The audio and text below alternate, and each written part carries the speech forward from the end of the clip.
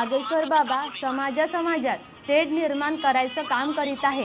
महाराष्ट्रातील संतांच्या बद्दल टीका करत आहे। या अशा बाबांवर कारवाई करायला पाहिजे, पण ही सरकार अशाच लोकांना सुरक्षा देत आहे। भाजपचा खरा चेहरा काल समोर आला आहे। बाबा जुमदेवाजी यांना मानणारा मोठा वर्ग विदर्भात आहे, त्यामुळे बागेश्वर बाबांनी माफी मागायला पाहिजे असे वक्तव्य नाना पटोले यांनी केले आहे। भाजपचं सरकार महाराष्ट्रात आहे हे त्याचे वक्तव्य नसून भाजपचे वक्तव्य आहे। नागपूरचा मोठा नेता आहे, त्यांचा दारूचा कारखाना आहे, तर बाबा जुमदेवाजींनी दारूमुक्त समाज घडविला म्हणून या नेत्यांची दारू विकत नाही आहे। हा बागेश्वर बाबा गुन्हेगार आहे, त्याला सोबत घेऊन पोलीस फिरत आहे। मी मगाशी बोलल्याप्रमाणे भाजपचं जे सरकार राज्यात आहे तेच या बागेश्वर बाबाला पूर्ण सहकार्य करताय। हे भाजपचं वक्तव्य आहे, त्या बाबाच्या तोंडातलं वक्तव्य नाही। सगळ्या सेवकांनी, परमात्मा एक सेवकांच्या सगळ्या सेवकांनी त्यांना माफी मागायला सांगितली, अजून माफी मागितली नाही। तो मुजोरासारखा फिरतो आहे आणि त्याला SP आणि पूर्ण पोलिसांचं प्रोटेक्शन त्याच्या मागे आहे।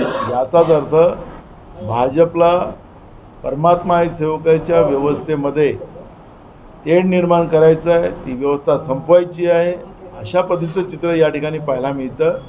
आणि म्हणून मी सुरुवातीला सांगितलं की बाबा जुमदेवजींनी मोठ्या परिश्रमाने धर्माचा, मानव धर्माचा प्रचार केला, शोषित पीडित लोकांना मुख्य प्रवाहात आणलं, व्यसनाधीन समाजाला बाहेर केलं आणि आज सुखी कुटुंब म्हणून अनेक कुटुंब जगताना आपण पाहतोय। हीच गोष्ट भाजपला, त्याच्या भाजपच्या नेत्यांच्या पोटात दुखते आहे।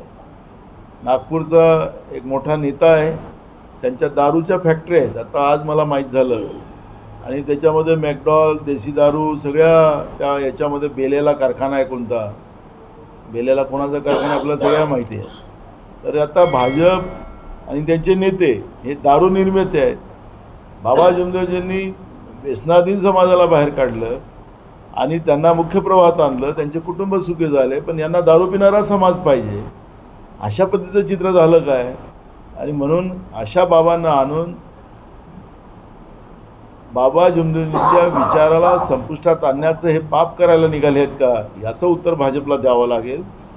पण एक गोष्ट निश्चितपणे आहे की हे सेवकांना आणि बाबा जुमदेवजींच्या बद्दल जे वक्तव्य केलं, सेवक यांना सोडणार नाही। सेवकांनी निर्धार केला काल, आणि म्हणून आज या सुरक्षेमध्ये ज्या पद्धतीने SP त्यांना फिरवती आहे, SPनी पण लक्षात घेतलं पाहिजे, आचारसंहिता सुरू आहे आणि अशा गुन्हेगार माणसाला असं सुरक्षा देणं हे बरोबर नाही, याची नोंदसुद्धा पोलीस अधीक्षकांनी घ्यावी असा आमचा इशारा आहे।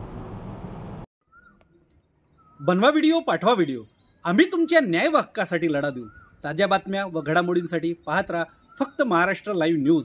आजच आमच्या चॅनलला सबस्क्राईब करा, शेअर करा, कमेंट करा आणि हो, बेल आयकॉन दबायला विसरू नका। जय महाराष्ट्र।